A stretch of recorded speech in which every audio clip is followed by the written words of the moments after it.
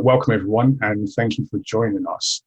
This is a special event for us. So we have done online events, or singular, we've done one online event, but this is our first ever gamepad panel. And as Tazi just said, I am officially a streamer, sort of. Although, I don't know, I didn't get the memo. Is there like a pack that comes with that? I don't know. Anyway, we'll talk about that later. So welcome everyone. This is like I said, our first ever video game discussion panel. Hopefully it's going to be one of many that we hope to have around various discussion points in video games, as we do our best to help promote inclusion and diversity, and just generally help like demystify part of the culture through informative discussions. So my name is Nigel, and I am the co-founder of the manga brand mayamada. And if you bear with me for a few minutes while I explain / self-promote, mayamada is a manga brand in which we have created our own universe of characters and stories. We produce, alongside our illustrator Penali, manga-style comic books set within our universe of characters and stories, like I said. Hopefully you can see some of those characters on the screen right now.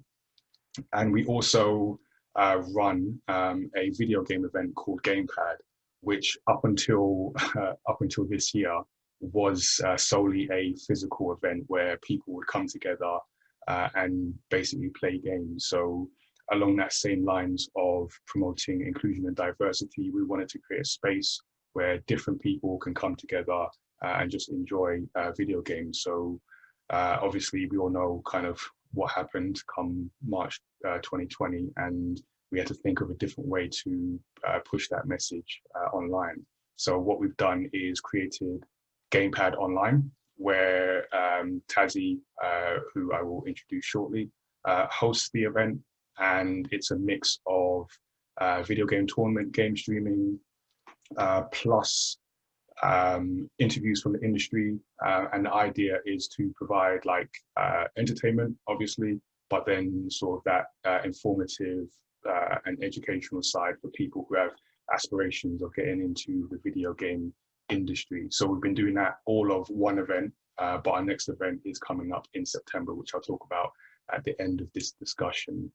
So I think that is possibly enough about me. I'm going to now introduce our panel. So how I'll do this is I'll just do a quick introduction to each person on the panel, let them say a little bit about themselves, and then we'll get into our discussion. So the discussion today is about video games and well-being. And I was explaining to the panel just before we started streaming that I wanted to have this discussion because I feel, I guess, like there's some, I say, misconceptions around sort of well-being, maybe some assumptions, stereotypes in the media, and hopefully we can have like a informed and educational discussion about the sort of benefits and also the risks involved in video games. So without further ado, allow me to introduce the panel. So our first panelist, I've already mentioned her name, Tazi, and Tazi is a content creator, a Twitch streamer who has helped me figure out different aspects of this stream as recently as 5 minutes ago, and also the host of our Gamepad online event and podcast, Story X Story. So Tazi, do you want to introduce yourself and tell everyone a bit about what you do? Yes, hello everyone, I'm Tazi, and as Nigel said, I'm a streamer, so I've been in chat already. I just have an X at the end of my name in chat. So feel free to check my channel out. I stream a variety of games. I also host the Gamepad events and the Story X Story podcast. You can also find me like all over social media, Instagram, Twitch, wait, we're on Twitch, Instagram, Twitter, YouTube, and all under Tazi. You can check out all my stuff there. Cool. All right, fantastic. And next on our panelist list is a neuroscience gaming researcher, Michael Smith, who has written the book Game Boy, about a journey of addiction. So Michael, welcome to the panel. Hey, thanks, Nigel. Yeah, my name is Michael. I'm from the Netherlands, so you're looking at the beautiful Netherlands back here, and I yeah, my journey with games has been pretty long. I got my first Game Boy when I was 5, for a long journey to Australia, and that was amazing. I had a lot of fun with games, actually almost in my entire life, but the bond became a bit dark when I was 12. It was sort of a change in the way I related to video games, and it had a lot to do with the transition to secondary school, or actually the failure to transition. And as a teenager, I was, yeah, kind of a teenage addict, like gaming addict, and I spent way too much time playing video games. And then, pure by serendipity or coincidence, I ended up in university in a lecture about the neurobiology of addiction, and I saw myself reflected in all the experiments with the rats, and I just thought, like, holy, I am those rats. Like I've been behaving exactly the same, and that led me to start writing the book, Game Boy. Got it here somewhere in the back. I might draw it out. I'm not so good at promotion, and yeah, which I started writing in 2012, back in the days when people weren't too aware, at least not the public, that games could be really addictive, and I experienced they could be, and wanted to spread the word. Fantastic. And last but certainly not least is Sarah Castro Mbe, who is one of the UK's leading community safety experts and the safeguarding lead at the company Safety Net. Sarah, welcome. Thank you, Nigel. So yes, so for the last 20 years, I've worked in crime, antisocial behaviour, community safety, dealing with everything from modern day slavery, gang exit programs, helping people escape from gangs and criminal exploitation. And now I find myself luckily working for an amazing tech company that's looking at how we make children safe online. So thank you. Thanks for inviting me. Yeah, and so that's our panel. And like I said, we're just going to go straight into this discussion. And what I wanted to do, I've kind of split up the different topics. So we're going to cover sort of physical, mental well-being. We're going to talk about gaming addiction, and then we're also going to touch on children and online safety. So I thought I'd get started with physical well-being. And one of the things that has always kind of come across to me is the stereotype. And I think during this discussion, I'll probably be using the word stereotype a lot. Hopefully we can help break some of those. But yeah, the stereotype of the gamer as the physically unfit or lazy individual, someone who's not too concerned with their physical health. And I don't, I haven't found this to be true. I don't necessarily consider myself like that. And I know, Tazzy, you've got a keen interest in physical fitness and specifically gaming. So I guess my question I'll start with, we can start with Tazzy, is how do you see the depiction of gamers and physical fitness, and what do you see as the reality in your experience? I think it's getting better, but there's definitely still a lot of stereotypes that gamers are unfit and unlazy, which is just not true. Especially, I follow a few pro teams, and they're very keen on making sure they all keep up with their fitness. A lot of my friends who are also gamers are very into their fitness. And yeah, I actually have come across a lot of gamers not through their gaming content, but through their fitness content. Which is actually where I started with content creation, was fitness and not gaming. Right. Is there anyone else that want to jump in on that? I can also attest to that, because what I've found is that actually I didn't even know that there were a lot of gaming. So you're saying people who are into fitness and video games, or just purely fitness, and that's brought you into video games? No, people that are very their two main focuses in life are fitness and video games, and that is their circle of interests. Yeah, there's tons of creators. I follow a guy who's coins himself as a gym bro, but he's full gamer. No. Sorry, could you explain the term gym bro just for those me who might not have heard that term? I feel we're about to go Well, in from one stereotype to another, but go ahead and explain that. I would never call someone a gym bro without them explicitly calling themselves a gym bro. Someone that like half lives in the gym and does a lot of lifting and enjoys their muscles, I guess. And it's quite like someone that's quite obsessed, like not so much obsessed, but like very involved with fitness and it being like a main thing right up there. Sure. Okay. And breathing, eating, gym. Yeah, no, I get that. And for Sarah, I know you're someone who I guess is sort of outside the specific games industry, so to speak. And what has been your experience of sort of the stereotype of the game in regards to sort of health and physical fitness? Like, how have you seen it portrayed? Yeah.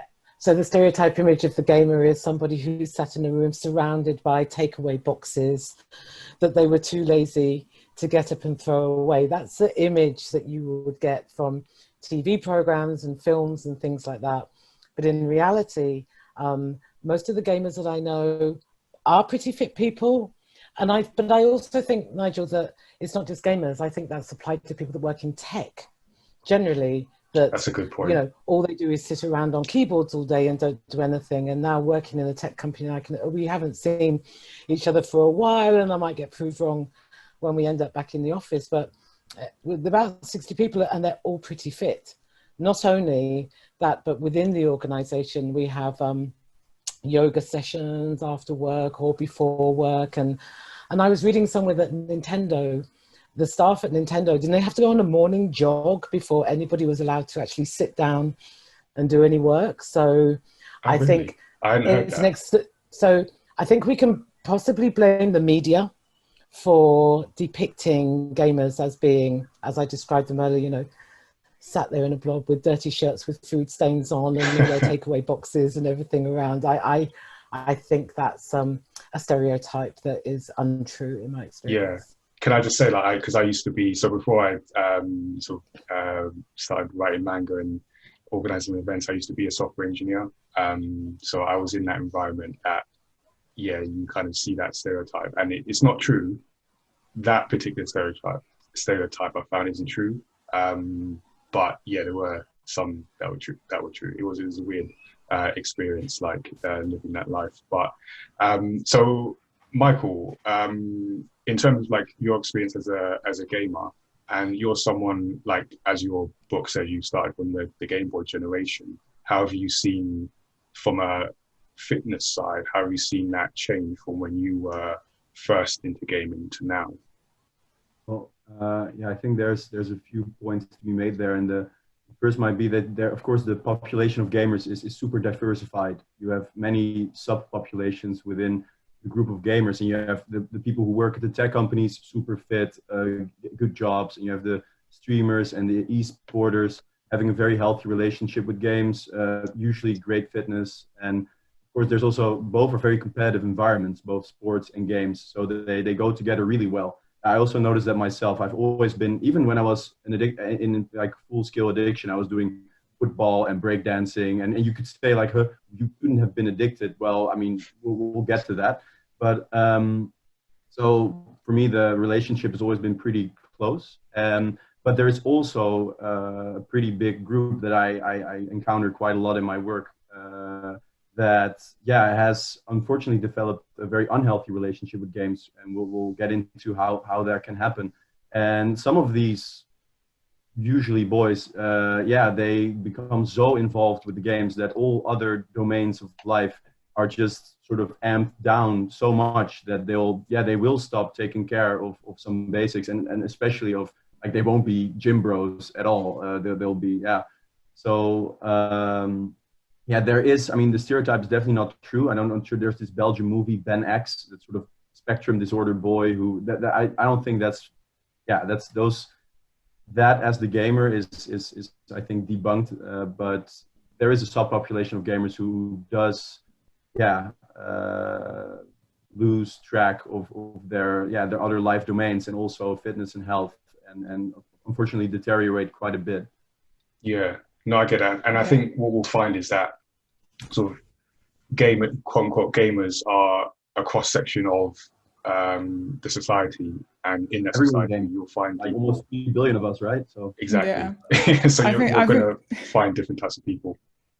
I think that's a great point, like what Michael said. There is just so many different groups of gamers. Like gamers isn't like a type of human. We're not like a subspecies of human.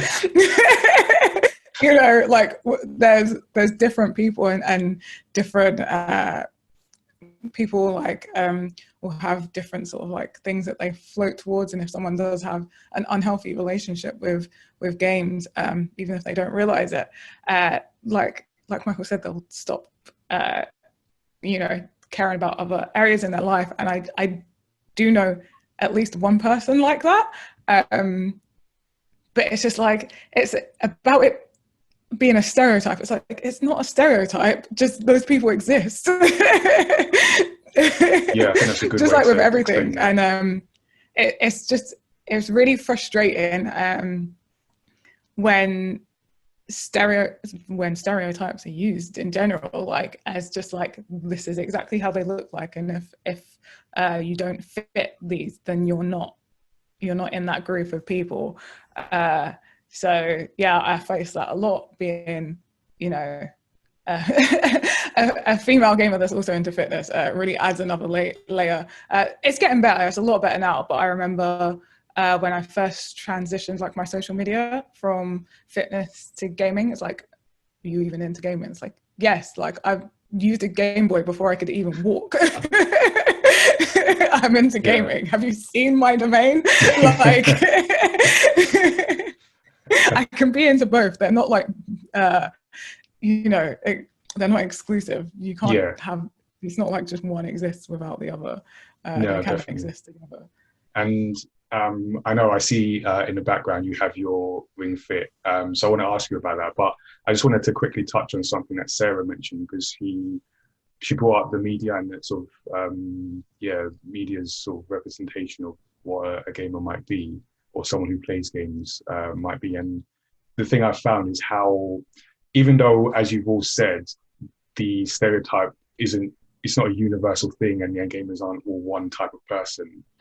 It was crazy for me to see how strongly that stereotype still holds, even in the face of evidence. And I just want to give a quick anecdote story last year where I was talking to someone, and it was a conversation about life insurance, so completely nothing to do with video games. But I told the person what I did. So I said I make comics and I have this video game event, and she said, like, aren't all gamers just like bums and people who just laze around and do nothing?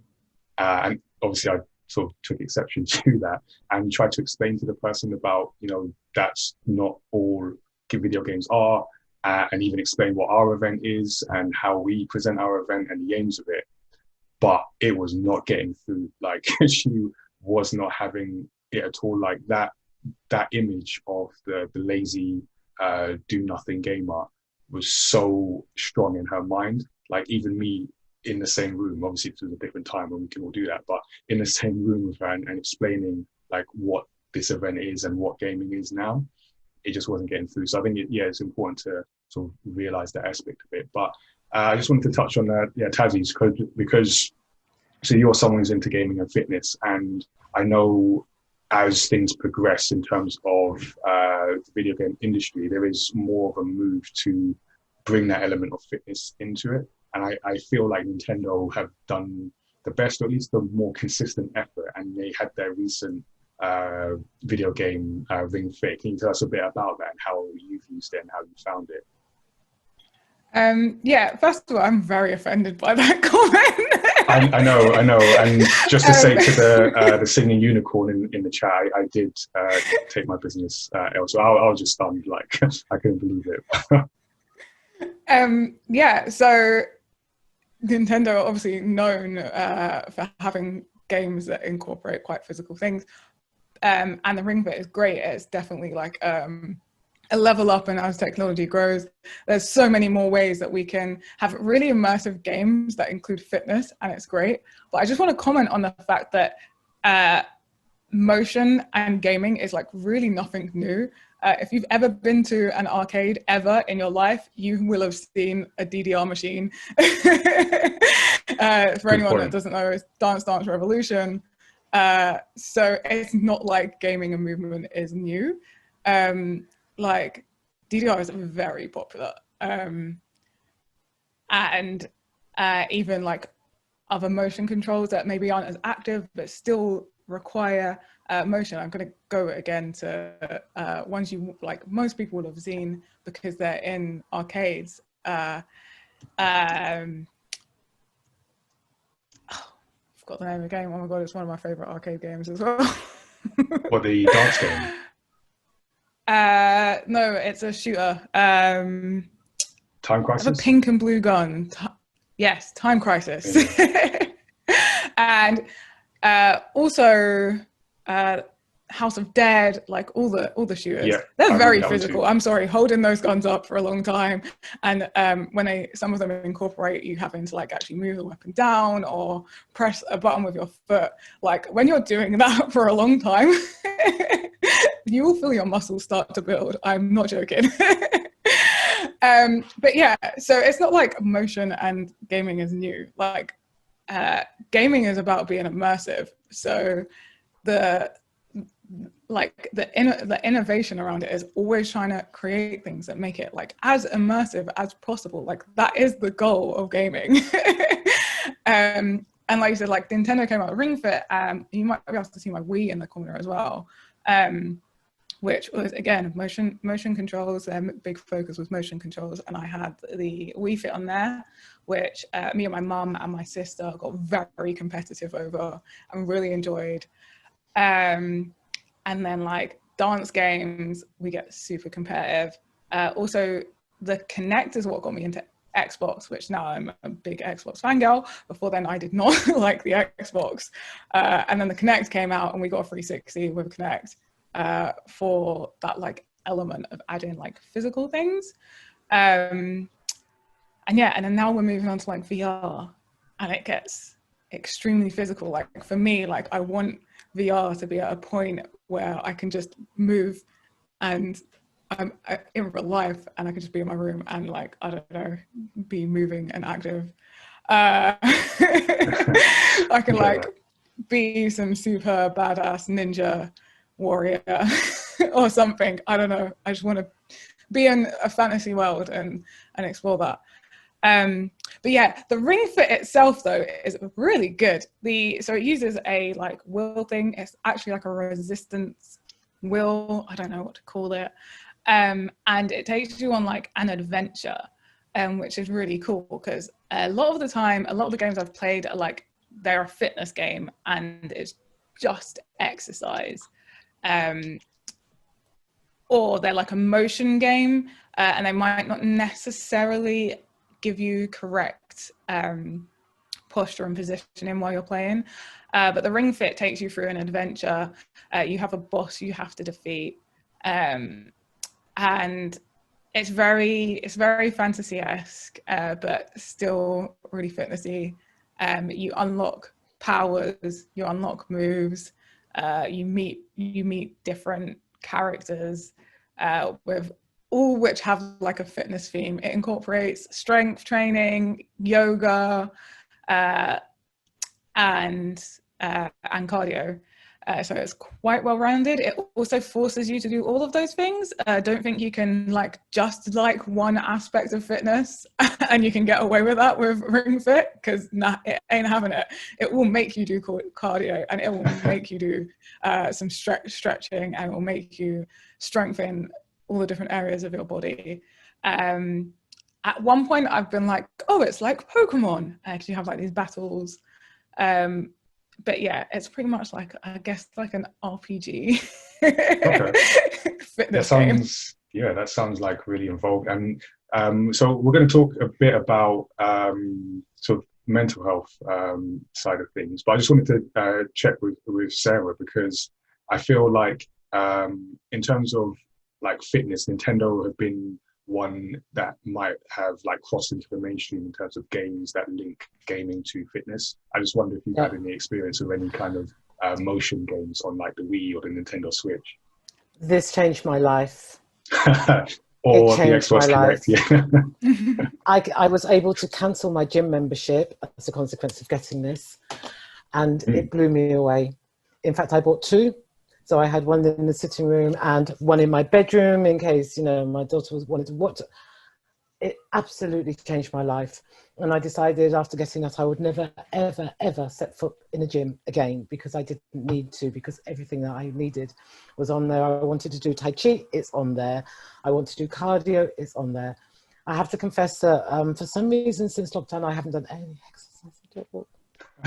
But if I did want to, that's what I'd be using. And the tech that's in the pipeline coming down, I mean, Tazzy, you was mentioning VR. I'm so excited about what's going to happen with VR and fitness. I think it's going to be fantastic. So, yeah. I mean, I could just sit on Beat Saber forever. I still need to play that. I still need to play you that. do. It's amazing. Okay, I'll add it to my very long list.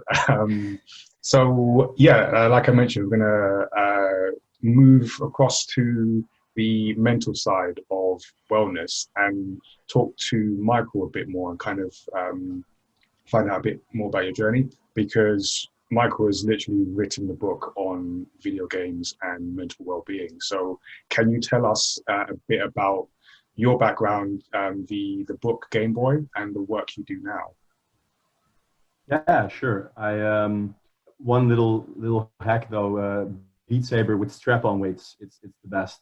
I mean, you will sweat. Okay, but yeah, friends of mine have a VR cafe, and these friends will feature in the next story too, because about the book and my journey with games. So, like I mentioned, I was born and raised in Haarlem, in the Netherlands, not New York, and amazing city to grow up in. It's like super safe, a lot of playing outside, and so I was really lucky because I had just a great shake of hands, just from the outset of life. And then my relation with video games was also super healthy, just like playing video games with, Mario Kart and GoldenEye with your friends on the couch, and you're building a GoldenEye was amazing. I'm sorry, I just had to. GoldenEye was amazing. Then you do these slap battles, and you can't be odd job because you're too small, and that's cheating. Shooting all these. Yeah, so it was like really great, and playing some Red Alert and Age of Empires, really old school, and then the flip came when I went to secondary school. I was about 11. I was a bit young as a student, and I was really having a great time in life. Like I was just flying straight up, and so I kind of thought I would. I wasn't like, there was one thing. I mean, maybe this might, like in school when you were back kids, like the girls might have made these lists of like top boys, like the top 5 boys, and I was never on those lists, and that was really a thing for me, I guess. And so when I went to the secondary school, I really wanted to be like, a bit more popular, a bit more cool. So I think I was 11. I was a bit of a kid, and I overdid it. So I'm pretty extroverted, not really a stereotype gamer. So I just bursted into secondary school, and I got ferociously teased. It was pretty bad. My name also in Dutch lends itself super well for teasing. Like you can make all kinds of crazy rhymes, because in Dutch it's actually Michiel, and everything rhymes, like pedophile, homophile. Everything rhymes with necrophile. Everything rhymes with my name that's bad. So I just got like a lot of shit in the first like year and a half of secondary school. And the thing about teasing is that like if enough people do it, they don't even notice, because everyone just puts one coin in the bag every day, but you get the entire bag. You get the sum of all those things. So every day out of school, I just came out of school like almost with PTSD, like shell shock, just being like, oh my God, like I'm like the most prominent was imbecile, like, because my name in Dutch also rhymes really well with imbecile. So I was like sort of Michael Imbecile. And yeah, I really, that became a mantra inside. Like, I am very unworthy. I am an imbecile. And so, so instead of me playing games for fun, I started playing games as a sort of a injection of self-worth, because in games I was super good. I was really fast. I was yeah, just owning it. And so I kind of started to need games to inflate my self-image again that was so low after every day of school. And that's when I kind of ventured on a really dark path with games, because that's not the role games are supposed to play. Like in that instance, I should have found other ways to yeah, kind of get myself back on track. But I started using video games. And the problem is that video games didn't solve the problem at all. Because of course, the more I played video games, the more I fell behind in real life. Because you can play video games and everything's fine. But if you play too much, if you play more than 5 hours a day, you will start to fall behind in all kinds of other domains in life. And that's when video games start to play a negative role. And if you do that long enough, you fall behind so much that you feel so in real life that you ironically go back to video games to feel better again, because you're so frustrated about your life. And that's exactly where I ended up as a 12-year-old. And I basically did that until I was 19. And yeah, I felt like I betrayed everything. Like I betrayed friends, I betrayed girls I fell in love with, but that of course didn't love me back. Though in the beginning some of them did, and then I felt so ashamed of being such a hardcore gamer. Like we're talking about 8+ hours a day and just a full-time job gaming. Yeah, in that period of say 12 to 19, did you say? Yeah, 12 to 19. Yeah, 12 to 19. I basically was just yeah. And then I mean, how I got out of it is a bit morbid, but I had the realization, like, holy shit, just wasted my entire teenage years. That should have been like an amazing time where you prepare yourself for adult life. And I just, yeah, I mean, even though I played football all the time and I did some dancing but I don't know, I felt like I wasted all my potential. And then I had sort of full stop, cold turkey kind of moment when I went to university. I really held on for dear life to university, and then I got super lucky. I had some really lucky moments, and you really need those lucky moments, I guess, sometimes. And that led me to a number of things, but one was neurobiology, and then like I said, like the lectures on the neurobiology of addiction and the sort of the recognition I had, and all of a sudden there was this whole framework of science that really explained like what had happened to me, and that gave me so much structure and like a solid foundation to kind of slowly rebuild my conception of myself. Yeah, and then I also started writing the book Game Boy, and yeah, that. So what age did you start writing the book? 21, I started writing it, and then I was still in uni. I was sort of finishing up my bachelor's about that time. Yeah, 21, 22. I finished it only 2 years, like when I was 28. Took me a long time. It's yeah, and ever since I've been kind of trying to. I'm not like anti-gaming at all. I think games can be great and should really play a positive role, like also Sarah says, and like obviously Tazi has a lot of fun with games. That's great, but I'm just trying to convey the message, like, hey, it's all fun and games, but there's a dark side as well. And if you're not aware of that dark side, the chance that you will get absorbed by this dark side, which is really a big motive of the game industry, unfortunately, sometimes, is just way bigger. So I'm trying to spread awareness of the dynamics involved with getting addicted to video games. No, I get that. And I think that's important because, as I was saying before we started recording, is like you sometimes get that message can come through in a certain way to say, for people to say that if you play video games, you will become addicted, or my child will become addicted. And you kind of have that side of it. And then sometimes you get people who do spend their time playing games in a healthy way, then have the pushback of that's not true, and it's not true ever, which also isn't the case. So I think there are risks involved with gaming addiction, as you obviously know, and we'll talk about sort of the ways that sort of games are kind of made with that in mind. So I think it's an important kind of perspective to bring to the discussion, just how to, and hopefully help people like avoid that particular path. And I guess I wanted to sort of open question, but I know, Sarah, you've also sort of seen some of that side in terms of how games are made to be addictive. Yeah. And yeah, can you speak to that? And also just to remind people, Yeah. keep the language just PG, Sure. just to remind people. I just wanted to come in about what Michael has described there. And Michael, thank you for sharing that story. I can't imagine what that must have been like. But we're now only starting to understand the impact of bullying and the impact that bullying has on somebody's life course.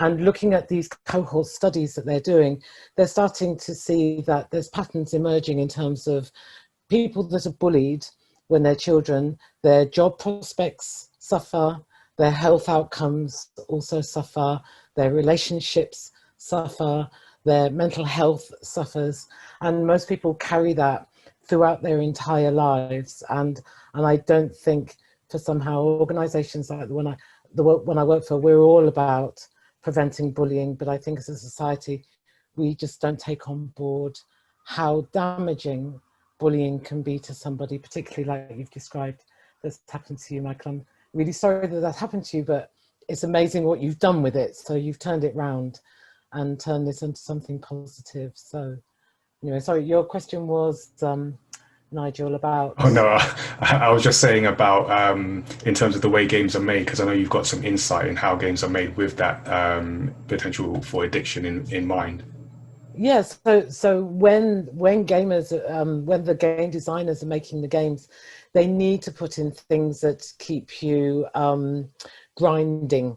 It's the expression they use, but it's about keeping you in that game, grinding away. So, for example, the free games are the worst ones, because what they're actually looking to do is to try to hook you into doing some in-app purchases, which in many ways is another way that children and young people can be exploited when they're using games. But algorithms that they can put in terms of when you've been on so many hours, they can put things in that lead you to continue to stay in the game because you're just that far away from reaching whatever level that it was you was going to reach. And I think it's fair to say that gamers are competitive people by nature, because that's all part of gaming, is even if it's competing against themselves. So yeah, the game designers were writing some pretty sneaky things to keep people playing and to keep them spending money. Yeah, no, and again, I think it's important to be aware of that. And I know, I think it was last year. Let me just check my notes, but the WHO sort of declared gaming disorder as a behavioral addiction. So I don't know what your thoughts on that were, Michael. Yeah, it was 2018. Okay, that it's a was, couple of years. yeah, it was very important that that happened, I guess. I mean, that's why I started writing the book, to get that to get that story out, to make people aware that that is actually a possibility. So it really helps if like a global organization like the WHO kind of pushes the same message. So I think it was very important. And I mean, it's not based on anecdotal stories of people playing a bit too many video games and doing crazy things, in mostly Asia. No, I mean, it's really, if you look at the data behind it, it's really grounded in like science from psychology, social science, neuroscience. It wasn't like, because there's of course a lot of pushbacks from the industry, which is crazy. Like, I mean, it's one of the biggest industries in the world. It has a massive lobby that's bigger than the NRA.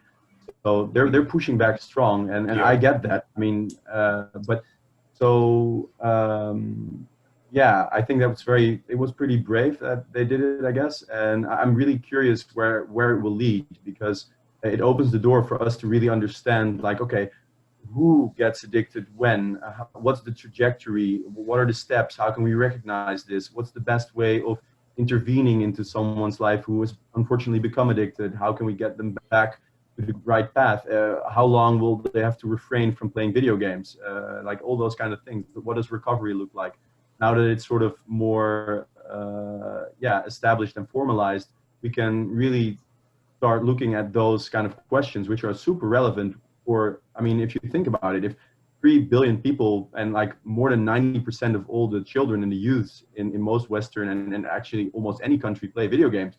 But there's an addictive potential in those games. We would want to know like how, I mean, you don't want to like sort of kind of, I don't know, legalize games. Obviously, you don't want to do that, but you do want to kind of know, okay, just like other potentially addictive substances, how do we help people stay on the right path? And yeah, I'm very excited about like the prospects that this leads to.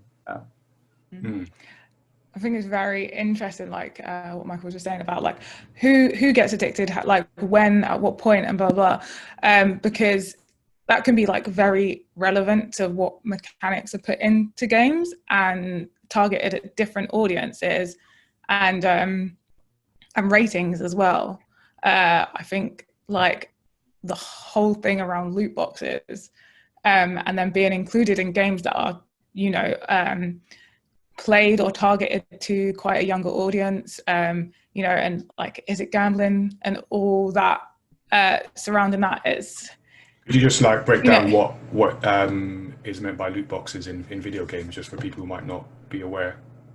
Yeah, so I mean, loot boxes are kind of normally a in-game purchase using real money, that then I mean, they're normally visualized as a box and then like treasure, and then inside that virtual box there is a random bit of in-game loot, which it's usually not like required to progress in the game. Is it like usually like an extra, or like a skin or some extra weapon or something? It depends on the game, so it can range from like just a skin or an emote in the game, or for some games that like have spray paint things that you can use, or it has been used for things that can be used to progress in the game, and I mean, that's one of the big reasons why there's so much of a conversation around it, is because even just like as a gamer that is old enough to understand and does not have an addictive personality and things like that, you know, it's frustrating. It's just frustrating. So yeah, and I just think it's really interesting because like even what Sarah was saying about free-to-play games, I don't play many free-to-play games, especially ones that require a lot of in-app purchases to either progress, or they really like really take advantage of those mechanics to a very extreme point where they kind of guilt trip you into, you've already spent this much money in it, like we're going to make you want to play it because we're going to make you want to feel like you're getting the value you've paid for, and so you're just in a cycle, and like they're like, to me they're very dangerous, and I see that and I'm like, I don't even want to be exposed to that. I don't have much of an addictive personality. I don't really get addicted to things, and even I see that and I think it's just red flags for me. Yeah, and I think the thing you touched on is like it's real money, but it's not always presented in such a way, and there's that layer of abstraction that comes with the game. So I think for, like you say, for you can sort of spot that, but when we're talking about young children, and you've seen stories that pop up of some child has racked up a huge bill on their parents' account because they didn't realize this was real money that is actually being exchanged for whatever they're purchasing in the game. So yeah, it can be quite like a problem. And speaking of like the sort of free-to-play games, Fortnite basically, and I know that is sort of one of the biggest games full stop out now, and particularly with young people. I don't know, as well as sort of doing the gaming event within our brand, I also deliver workshops with like schools and colleges and youth hubs. So just constantly in spaces where I'm talking to young people, often about video games, and Fortnite always comes up. Like everyone is playing Fortnite. And last year, I think in 2019, before the BAFTA, the Gaming BAFTA Awards, Prince Harry sort of came out and called for a ban on Fortnite. And just to give you a bit about what he said, is essentially said the game shouldn't be allowed. And he went on to say, like, where is the benefit of having it in your household? It's created to addict, and addiction to keep you in front of a computer for as long as possible, which he felt is irresponsible. And I have to admit, like, maybe like initially, I maybe had the reaction of his overreaction. So I had that kind of, oh, that's not the case, you're overblowing it. But then I had to think about that's coming from my perspective. And like you, Tazzy, I tend not to have too much of a addictive personality. I get distracted if I sort of play or watch something for more than an hour. So for me, it's not a problem. But then you have to like take yourself out of yourself and understand that for a lot of kids, as Michael is just like laid out, you can find yourself in that space where that's all you do, for whatever reason, that's all you do. And because the games are built with that in mind, a lot of the time it's a dangerous match. So then I kind of, I guess, appreciated the raising of the point of the discussion point to get people talking. So Sarah, I don't know if you heard that specific story, but how do you feel about sort of that idea of calling for a ban on a game like Fortnite or like a free-to-play game? I think the easiest way to get something even more famous and sell even more games is to have someone very high profile come and ban it. That's also actually, that's a very good point. I feel like Grand Theft Auto is definitely a beneficiary of that kind of tactic. Exactly. And I think the thing that we have to keep in mind is that the gaming industry is bigger than the music industry and the film industry combined. So this is huge. That's how huge it is. And of course, there's going to be lobbyists and other people who are able to further the cause of the industry. But I think going to what Michael said and some of the other stuff I've heard here, I think as the information develops, we'll start to understand what the specific vulnerabilities are in the individual. So why does one individual find themselves playing a game and get addicted, and another individual in similar circumstances is playing a game and not getting addicted? And I think that's what I'm really interested in. How do we identify who is vulnerable and who isn't? And I think the issue with the free games is, I mean, even, I haven't traveled on the tube for a while, but even when you do, there's women twice my age playing Candy Crush or any one of these other free games. So these free games are a bit like an entry point to people into the world of gaming, and not just young people. And I think that it's kind of worrying that that's where they're building in all of these things to keep people playing and keep people online within those free games. So I don't know. I mean, is there something about no free games or how it works? But the cat's out the bag, you know, the horse is bolted. Gaming is a huge industry, and it ain't going anywhere.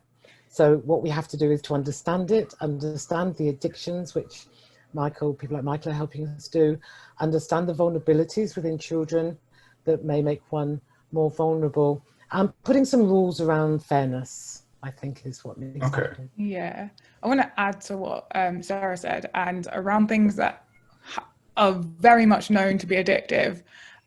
We have bodies that put out warnings and educate you on the risks of addiction. You know, alcohol, gambling. There's Gamble Aware, and there's an awareness, and there's resources that you can go to understand why these things are addictive.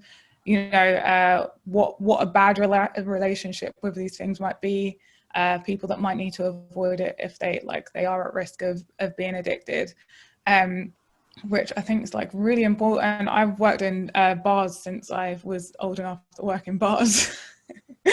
And we have a lot of training around you know, allowing when you have to like cut someone off from being able to drink, and being someone that's responsible as the seller of alcohol, and your responsibility to the fact that it is an addictive substance. And just with addiction in general, like if something creates a good feeling, we get addicted to it. There's so many things that you can get addicted to. In reality, you can get addicted to anything, but there's just certain things that obviously create it's built generally it's built in. So yeah, and then the other point that I was going to make, and now I've completely forgotten. So forget that. Okay, well, when I remember, we'll come back around to it. All right, cool. Let me know if you remember. I wanted to ask Michael, because you're someone who understands like the science behind this addiction, and maybe sort of more than anyone, the need to raise that awareness so that you can help the people that might be more likely to become addicted, and also I don't know what the right word is, but sort of watch the industry. So this idea of making games that's just so addictive is maybe curtailed a little bit. But have you had any experience with, because you touched on like the gaming lobby, have you had any experience of having to present some information or help some initiative that might support this, but getting that direct pushback from the industry? And what do you think could be done to help that balance between, you know, the biggest industry and games that people like to play, but also bringing in the safety aspect around it? Yeah, thanks. Well, I've definitely had some experience with that.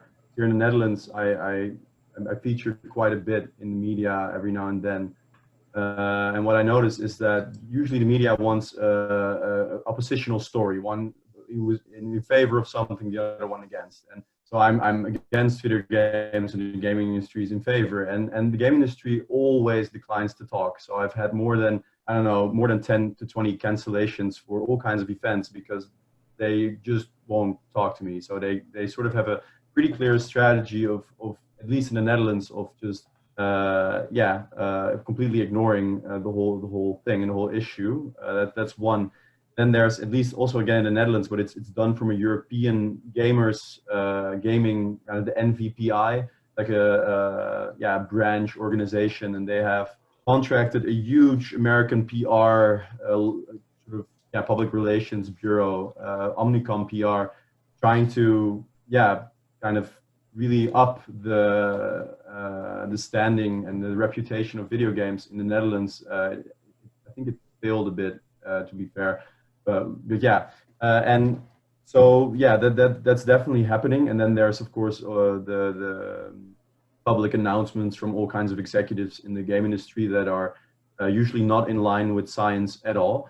But there's also quite some bright spots. I don't want to be too apocalyptic, because again, also the gaming industry is a super diversified field. Like you've got on the one hand the free-to-play trying to get you as addictive as possible kind of games, but you also have many studios, developers that are just trying to make fun games and that don't want these games to be super addictive. So what I'm hoping for is that more and more of these, let's call them like, let's say you've got commercial games that really don't care at all about health and well-being. They just want your attention and your wallet, basically. And they're super successful at doing it with all kinds of high-tech instruments that they aim at young kids specifically.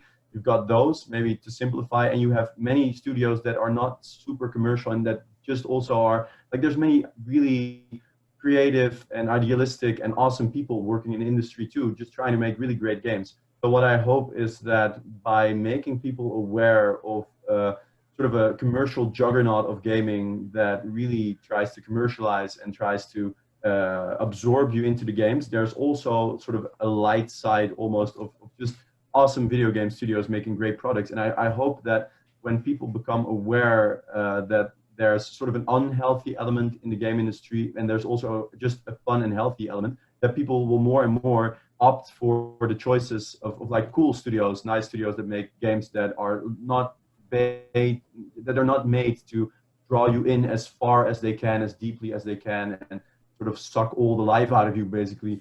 But so that there will be, yeah, as awareness grows, there will also be better consumer choices, and people will just buy cooler games and the better games. So, and in a way, I also hope that many game industries also realize that as people become more aware, it is also in their own interest to make better games, because hopefully the cooler games will then win out from, in a competitive market, will start getting more traction, and that sort of, that would be a great progression if we can make that happen in the coming decade, and that would make the whole gaming industry as a whole a lot more healthy.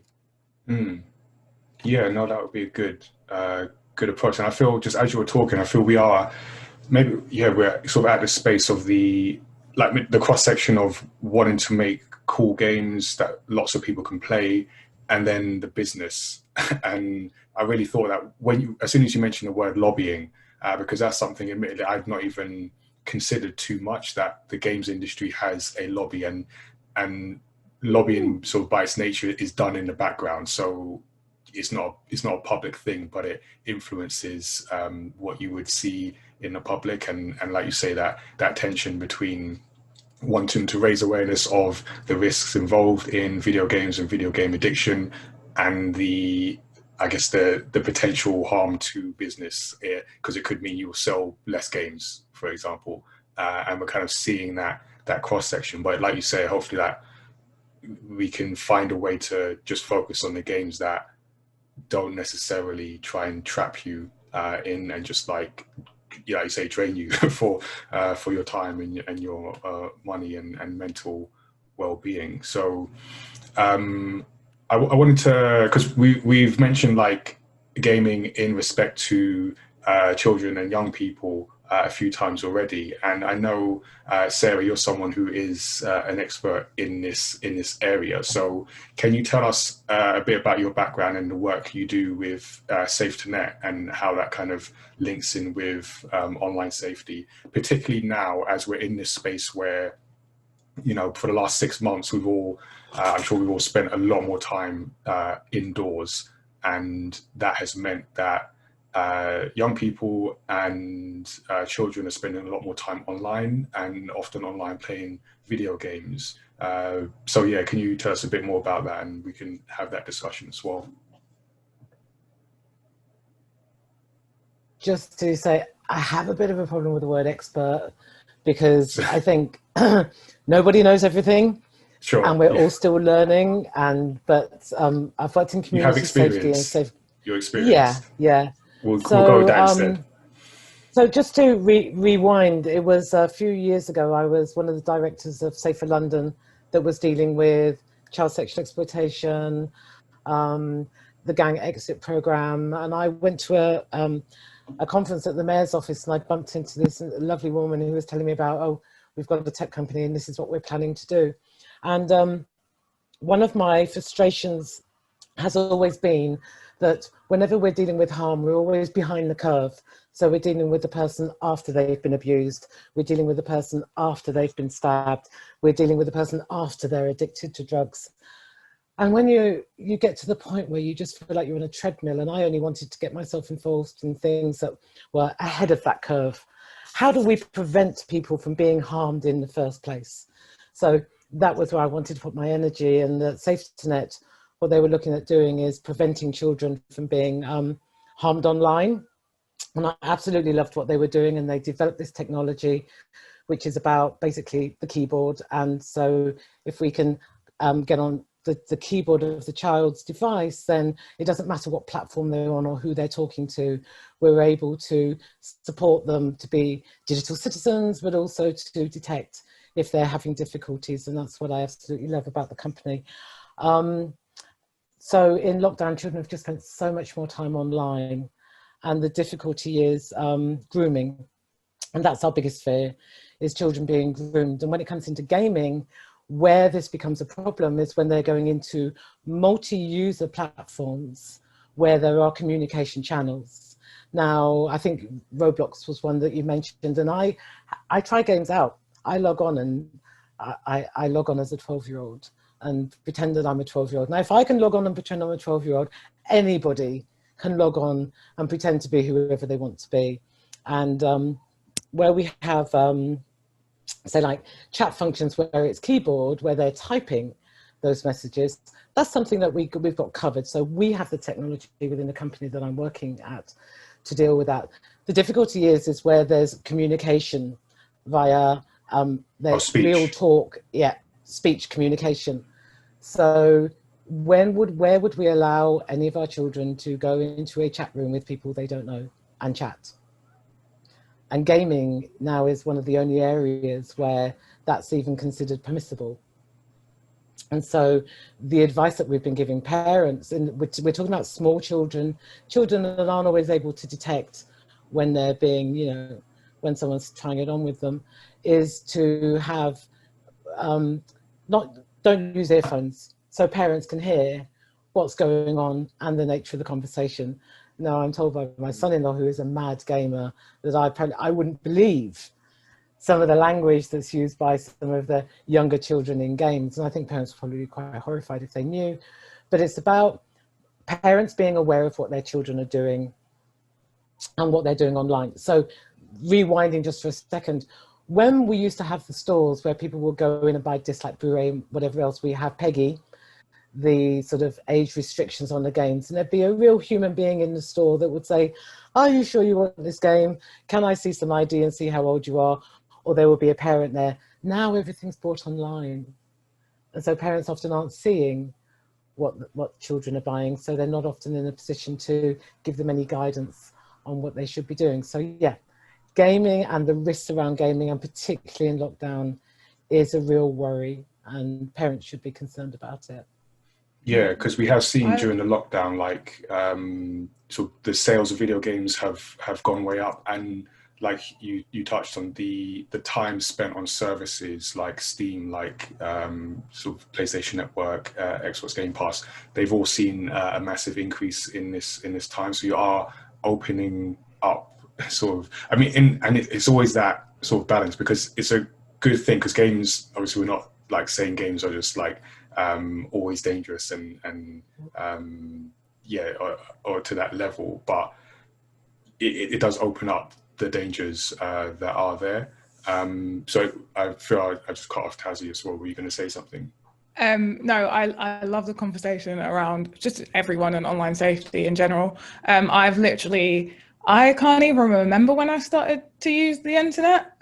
Like, it's literally been in my life for so long. I remember dial-up. I had like a Tesco net email, because we didn't have AOL, but most people had AOL. And like my mum kicking me off the computer so she can use the phone and stuff like that. But I was really young, and it's funny because I've been so integrated into technology and the internet from a young age. I always find it shocking when people the same age as me like don't remember dial-up, because my mum was very conscious of having me ahead of the curve. But with that, she also educated me a lot. And my mum has always been very involved with knowing what I'm on, not necessarily monitoring me all the time, but being aware of what that entails, what it means to be online. Like, and educating me on like how people will talk to me, what's okay, what's not okay, what to tell people, what not to tell people. And it's very different now, because it was the norm to not tell people your real name, your location, or anything online. And now it's the opposite. Like, you have it all there. You make a social media account, and it encourages you to put your real name in, and your location, and our phones track our locations, all our devices track our locations. And I think, and it was actually the thing I forgot to talk about was parents taking the responsibility to make sure they understand the games, play the games. My mum would play the games with me, or at least watch them. And I think there's one time I played a game I really shouldn't have played, which is Resident Evil, which my sister just left. And I shouldn't have been playing. I am I can't do horror games now. Resident Evil, nope, it's like the game I really don't play, because it traumatized me. But then there's other things that maybe I was a bit too young, but my mum always measured me against my own maturity. And obviously, because it can be a big thing, like peer pressure, and as a parent, not wanting your child to be left out. If you know, I think there's plenty of online games I've played. My first PlayStation account is not my real age. There's a fake birthday on it. You know, I told my mum. My mum was aware, because my mum really, you know, made sure that I was okay, and would check in with me and made sure she understood these games. And even like working in retail and people buying a game with you, and you're like, are you aware what this game is? And you see that with their child, and their child's just like, no, mum, it's fine, you know. And you're like, no, but are you, like, they're not just warnings on the cover. That's what's in it. Like, this is GTA. Yeah. Your child can pick up hookers. Like, it's not a joke. Do you honestly think your child is emotionally mature enough for this? Like, you know what's interesting? And not just play the game. Like, as a parent, play the game. Watch the game. We're in a world where you can literally watch someone play the entirety of a game. There is no excuse now to like not have that, take that bit of care with your child. Like, this is your child, and take that responsibility as a parent to be very aware of what your child's playing. I've met people that I've met online from such a young age. Like, one of my first online friends I met when I was like 12. But my mum knew everything. It was very, you know, my mum was always very aware and very involved, and set me up with skills and acknowledgement, and also knew like my maturity level. Yeah. I was just going to say, you're very lucky. Yeah, I was going to say that as well. And your mum is great. One of the things at Safety Net that we advocate is there is nothing that can replace you as a parent. There's not a piece of software, there's not an algorithm, there is nothing. And that every parent should spend a minimum of an hour with each of their children every week on a regular basis, just doing whatever that child wants to do. Walk the dog, play some hoops, play video games, whatever it is, because it's about having a regular communication with your child. So if your child is finding themselves in difficulty from what's happening online, they know that there's an opportunity coming up when they can have a conversation with you. And also to watch out with your children's third-party stories.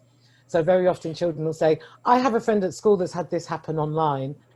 Actually, it's a child trying to tell the parent what's going on, but what they'll do is they'll test your reaction by giving you a third-party story. So that one-on-one time between parent and child is the most important thing that can possibly protect children.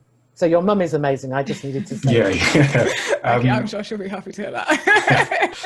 I was just thinking because, and this is, just something that's come to mind now. And like in the early days, because you mentioned like dial-up, so that was a completely different time in terms of like technology and video games. And I feel at that time there was a feeling of the people who are into video games and into technology, because of the stage it was at, you had to know like a lot about it just to get it to work and to care enough to get over all the technical challenges to get things to work.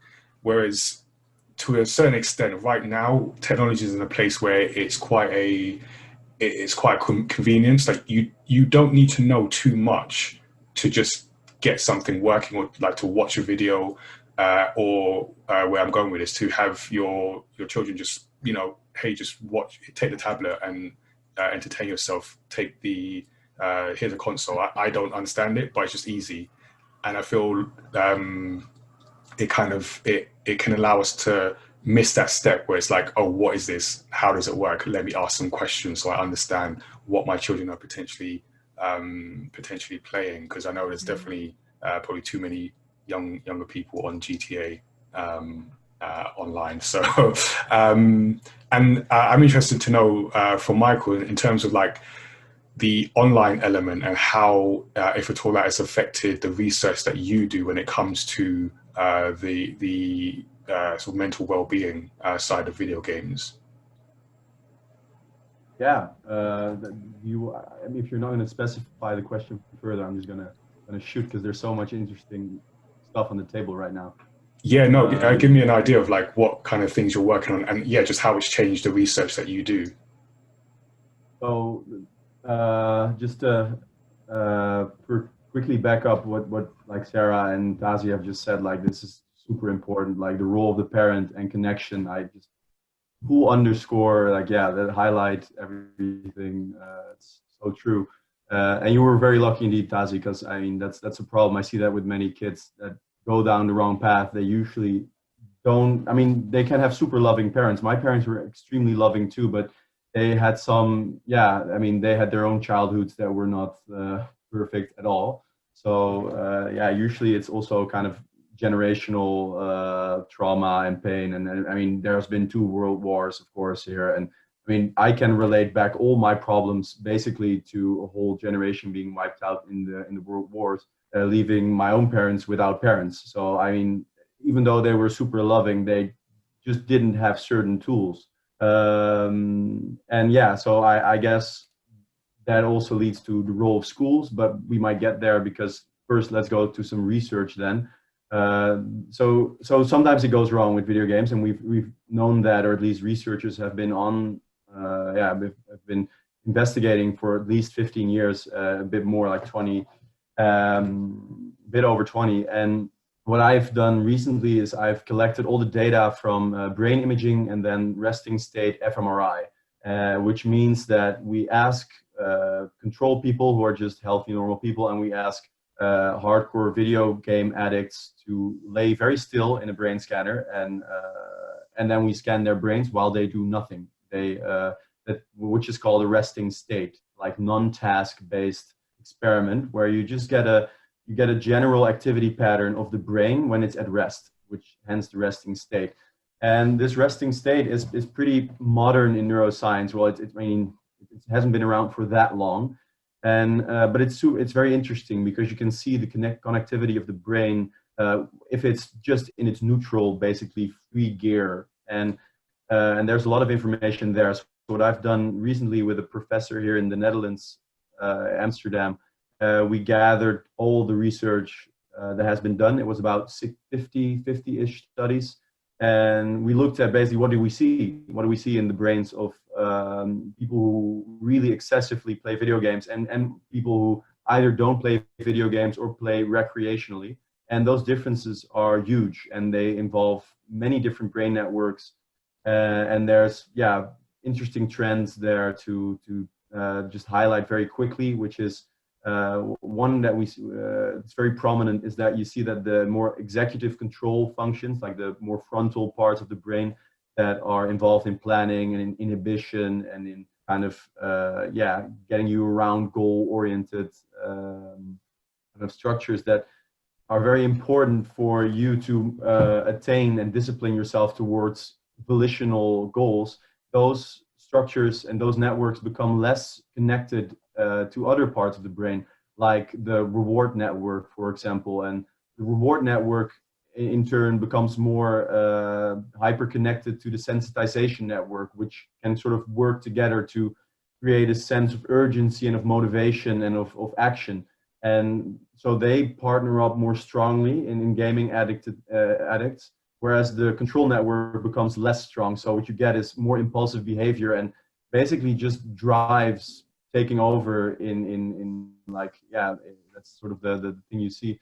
Another part of it would be the default mode network, which is very much involved in self-reference and in self-conceptualization, how you think about yourself. And that network becomes quite distorted in kids that play a lot of video games. And that makes a lot of sense because even though video games are hyper complex sometimes, I mean, they look on the outset, video games look super complex, but if you really think about it, like they're all very simple. It's like basically, I mean, whether it's an RT, like a strategy game or a shooter or any kind, basically you're going through very similar motions again and again and again. And the level of complexity of a video game is nowhere near real life. It doesn't have emotions, doesn't have facial expressions, there's so many things that are not in video games. It's insane how long the list is. So what you see, if people really play excessively, then their self-conception and the way they sort of narrate about themselves also becomes distorted in some way. And they in psychological research is also correlated with how well they are at describing themselves, for example. So you see distortions in those kind of networks. The list is very long. It's a pretty extensive research.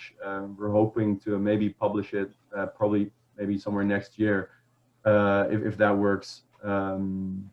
So yeah, that's super interesting. And yeah, there was one point. But yeah, Sarah, you sorry, I saw you raise your finger. I just want to say, can we have a webinar lecture from you? I mean, Yeah, I know.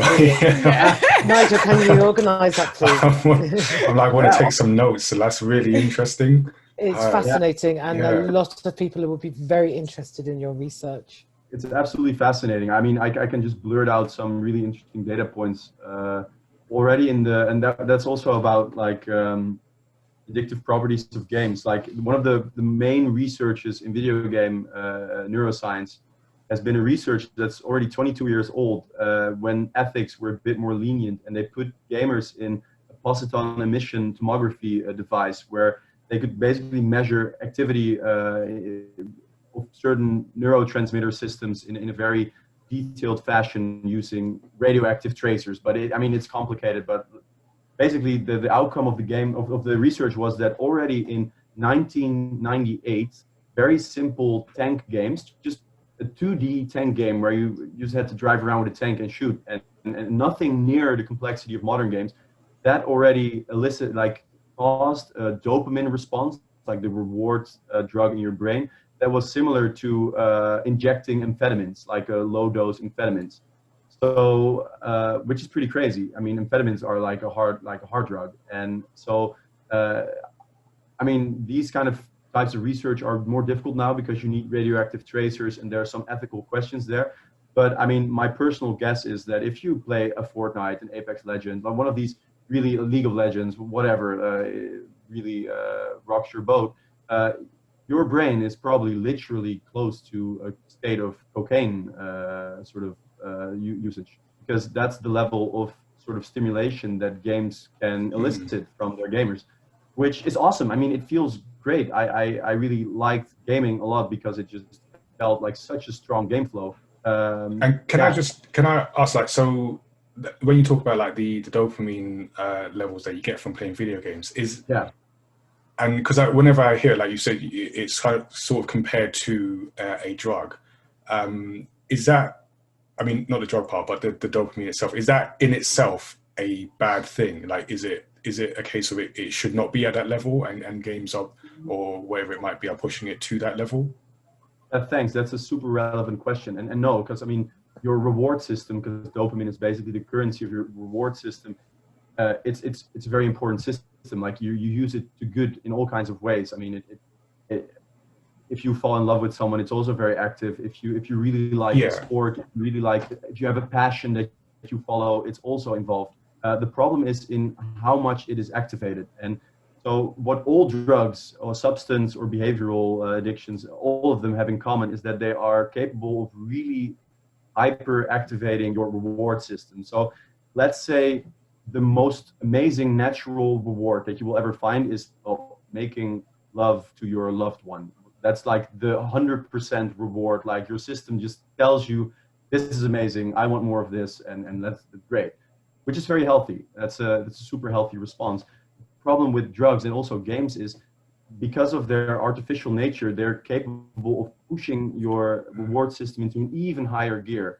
So what your brain will tell you is not like, this is amazing, this is great. No, your brain will tell you, this is the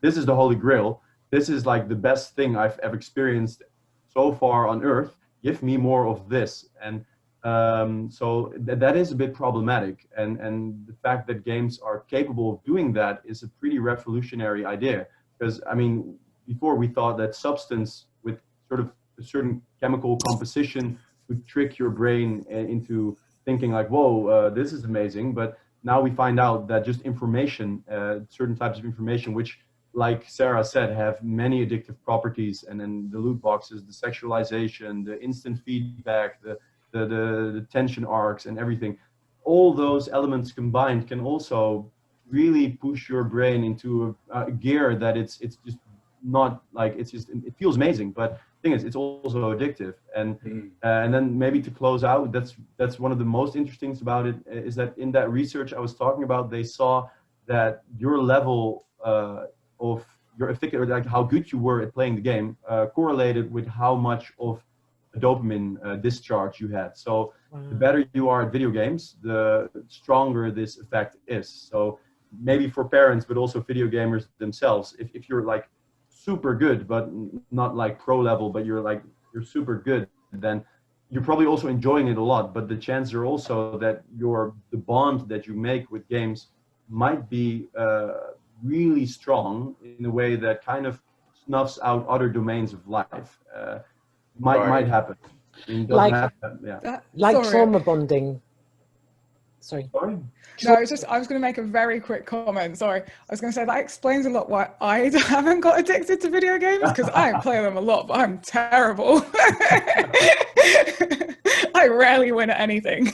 Yeah, lucky you. But I think, Michael, what you're describing is like the trauma bonding. So you're taken to a very high state of euphoria, and you will continually chase that, and you'll be wanting to get back to that feeling again. And then you're going to become trauma bonded, not with a human being on this occasion, but with a feeling that this game is generating. Yeah.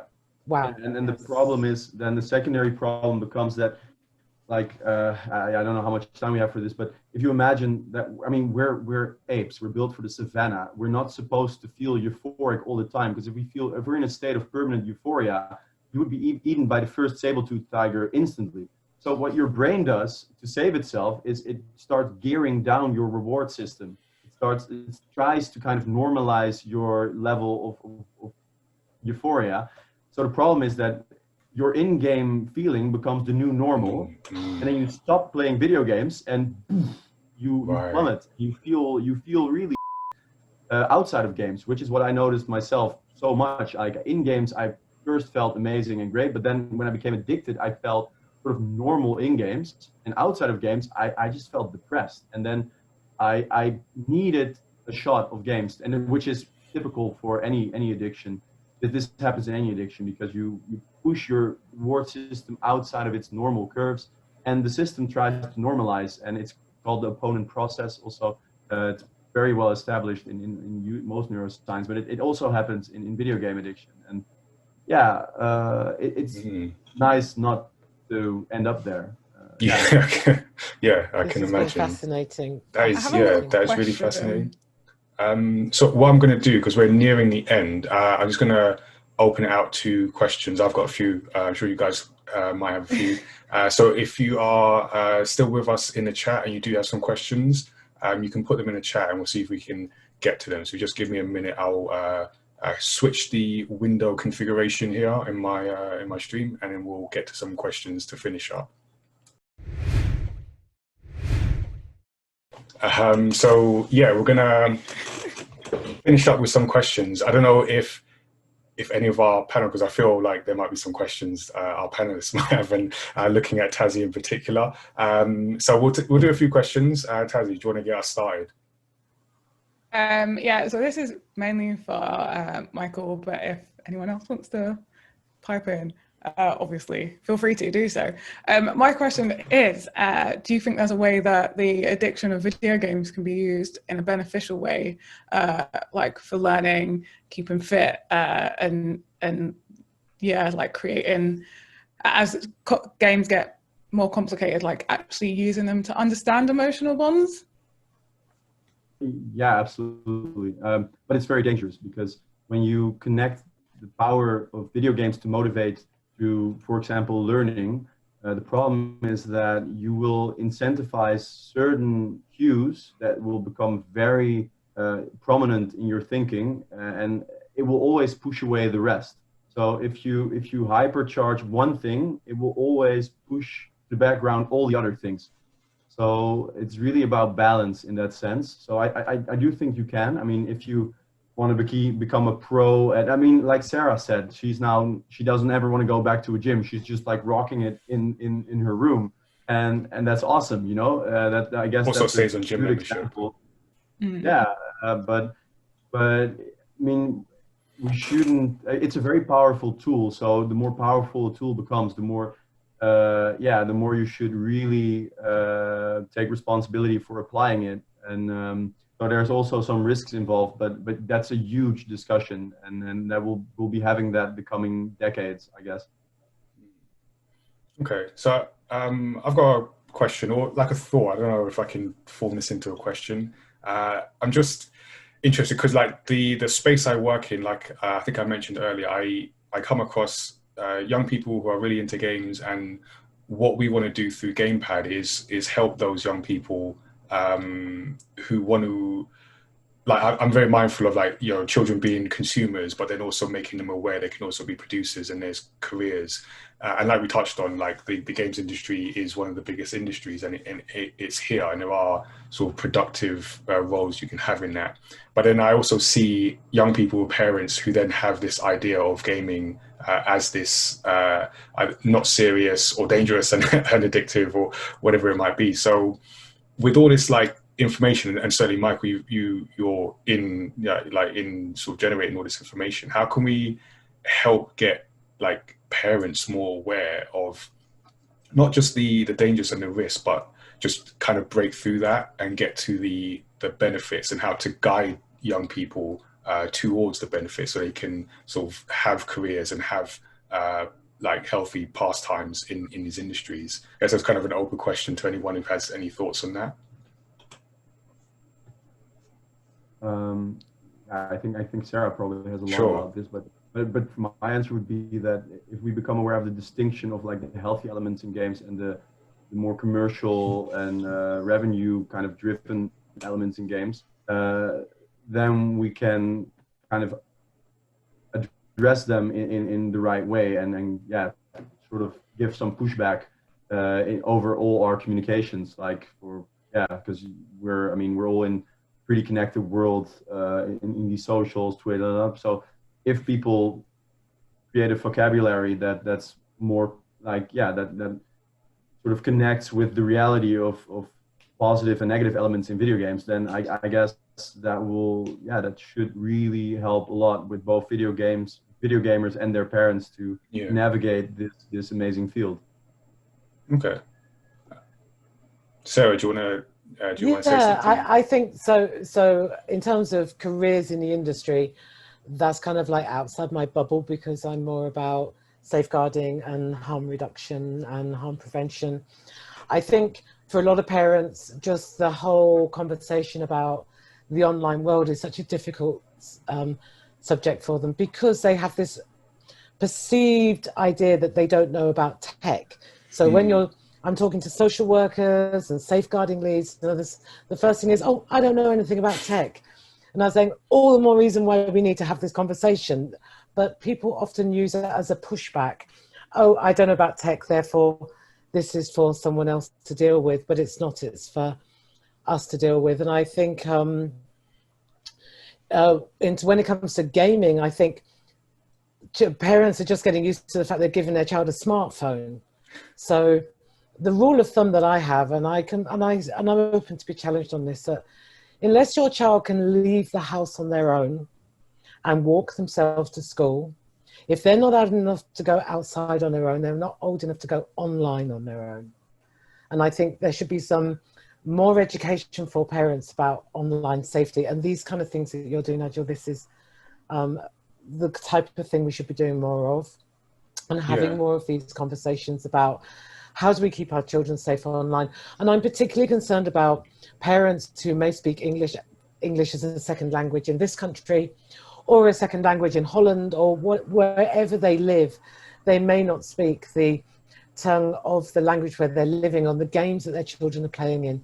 So there has to be some safeguards in there from organisations like the one I work from, or the gaming industry themselves has to put some safeguards in to keep children safe.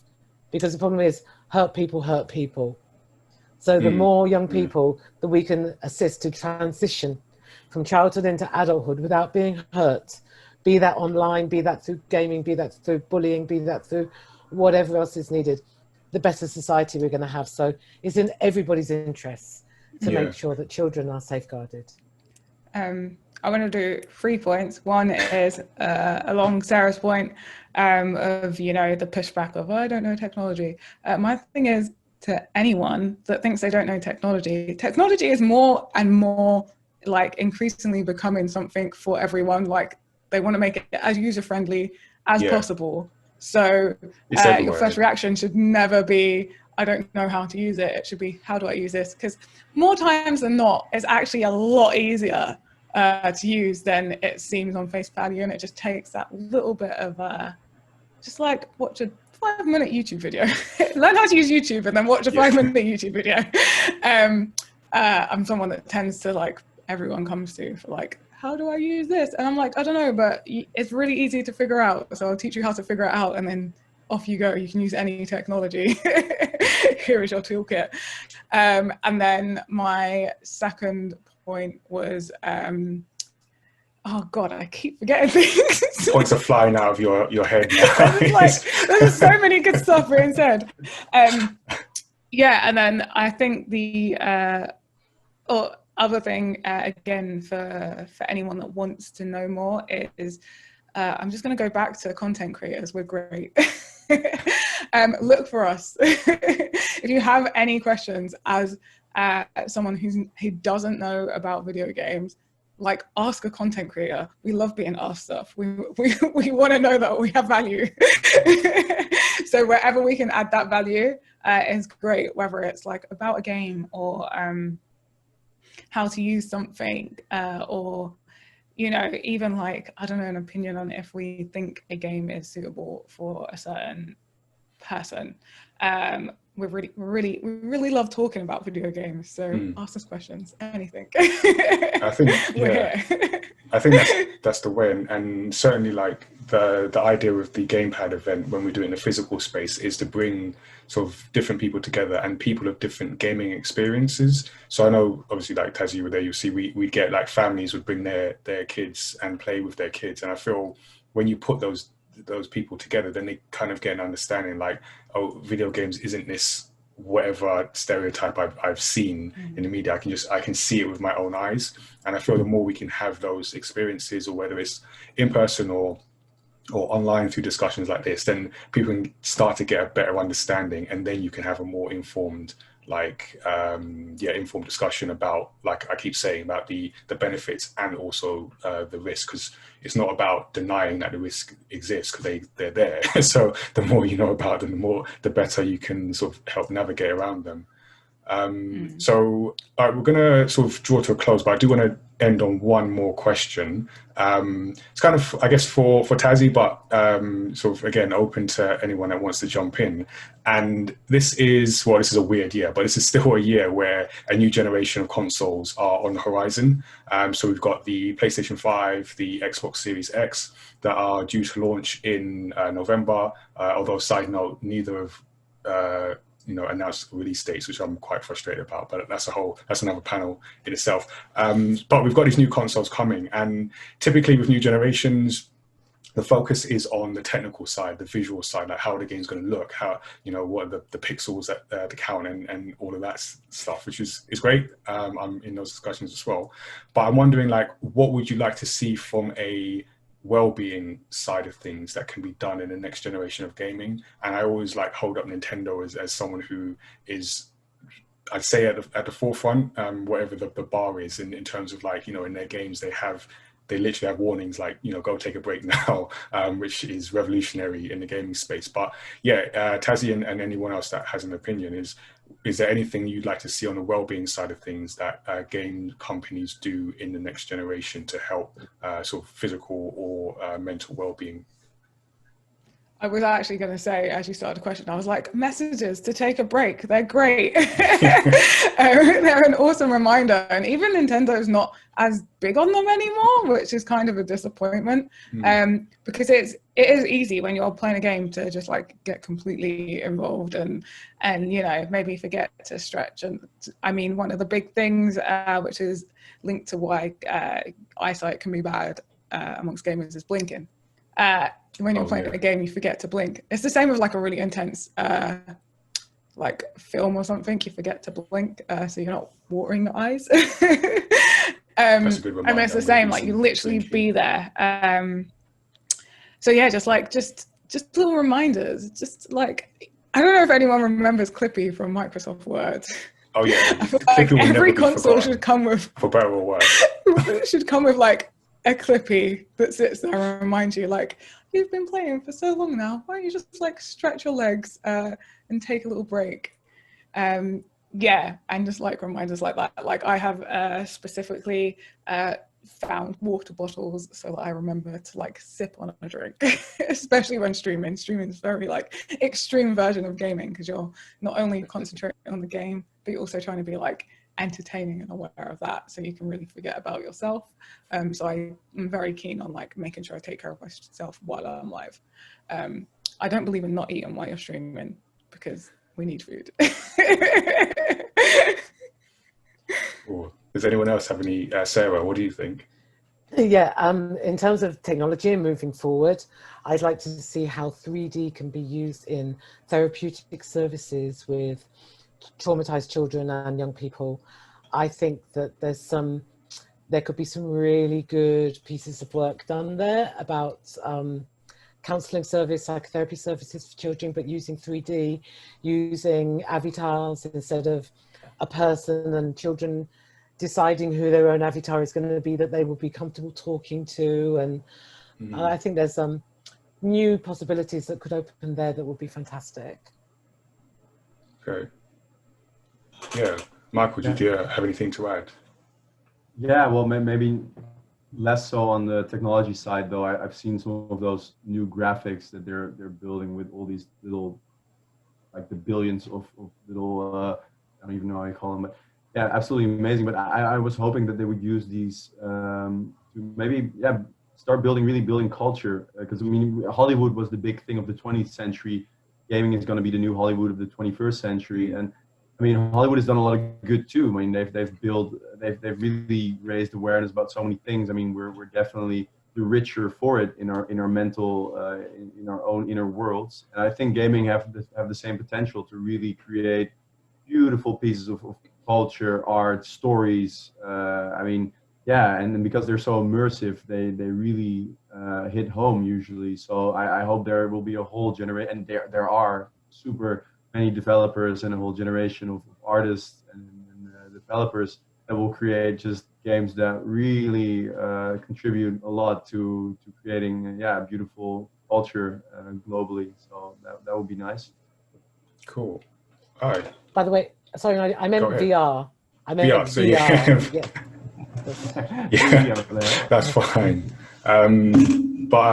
Yeah, no, I think that's a nice note to end on, and then to keep in mind that it is still a relatively new industry, and there's still a lot more that can be done, obviously, to sort of push pixels and create amazing games, but just make people more aware of the games they're playing and what's happening while they're playing those games. So yeah, I'll end it there and just say thank you to you all. Thank you, Michael. Thank you, Tazzy. Thank you, Sarah, for all the information. It really given me some things to think about, and I hope everyone in the chat has enjoyed that discussion. So just to let people know that this is the first panel that we have done. Hopefully there'll be more discussions around topics like these and various other issues within gaming. And like I said, the idea is to just bring that discussion to people that are already experiencing gaming, but also new people that might not have the same level of awareness or understanding. And the more we can sort of inform people, the better I think it will be for the industry. So thank you for joining us on this journey. I think I touched on it, and you can also see our characters on the stream. These are characters from our manga universe. So when we're not talking about games or running gaming events, I am working away and creating stories and characters. We're working on some new stuff, so you can check that out on our website at mayamada.com. We'll add those links in the chat, or if you're watching this later on video, in the description. And what's the last thing I need to? Oh yes, our next gamepad event. So our next thing is Gamepad Online on September the 26th. where we'll be bringing people together to sort of, again, on Twitch, it'll be a combination of game streaming, different activities, competition, and messages, video content from people in the industry. Plus, I will be doing different interviews with people who do different roles within the games industry to talk about their journey, how they got there, as a way to just showcase diverse talent and bring that awareness to people who may aspire to similar roles within the industry. Anything else? Oh yes, one more thing. If you like the sound of particularly mine and Tazzie's voices throughout this panel, and you just feel like I need a lot more of that, we also do a podcast called Story X Story, where we generally have video game discussions like these. We do sort of video game roundtable discussions as well, and a load of deep dives into stories across pop culture. So yeah, you can check that out again on our website, mayamada.com/storyxstory. I think that is all the self-promotion that I've got for now. So we'll just like call an end to this panel. Thank you everyone for watching. Thank you everyone for taking part. Until next time, take care, stay safe, and continue to play games in a responsible manner. Bye everyone. Bye.